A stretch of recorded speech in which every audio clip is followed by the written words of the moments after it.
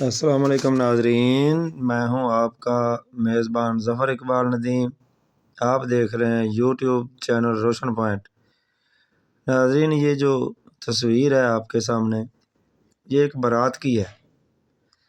اس میں آپ دیکھ سکتے ہیں کہ ایک دلہا ہے، دو اس کے عزیز ہیں، دو آگے اس کے دوست ہیں جو خوشیاں منا رہے ہیں، تین بندے جو ہیں وہ پیسے پھینکنے والے، اور باقی یہ 27-28 جو بچے ہیں چھوٹے بڑے اور مانگنے والے، یہ پیسے لوٹنے والے ہیں۔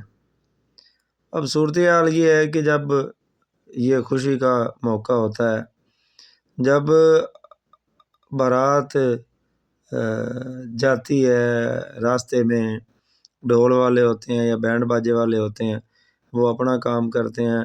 پہلی غلطی تو بارات والوں کی ہے جو پیسے پھینکتے ہیں اپنا آپ دکھانے کے لیے، اور اس سے بڑھ کے غلطی یہ ہے کہ بچے بارات کے ساتھ ہوں یا کوئی اور لوٹنے والے ہوں، وہ آ کے لوٹتے ہیں، پھر لڑائی ہوتی ہے، پھر ادھر ادھر نقصان ہوتا ہے۔ تو یہ آج آپ کے سامنے ویڈیو پیش ہے کہ معاشرتی مسئلہ ہے، اس پر غور کریں، دیکھیں کہ ہم کس طرح اپنے آپ کو بہتر کر سکتے ہیں۔ دیکھیں، دیے سے دیا جلتا ہے، جب ایک بندہ قدم اٹھائے گا تو باقی بھی اس کی تقلید کریں گے۔ آگے ویڈیو ملاحظہ کریں کیا ہوگا۔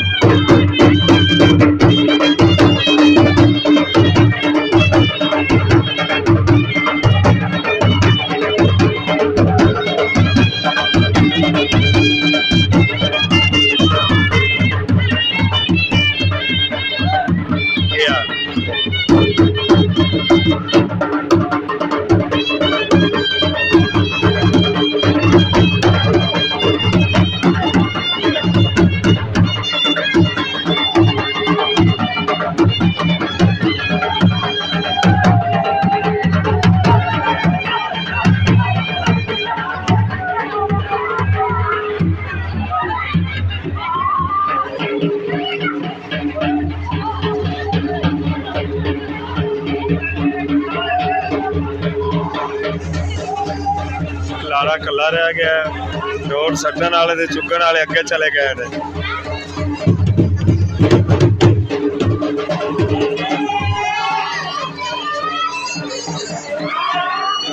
چھٹے بھائی پیسے آدھے قوم ڈگنا ہے۔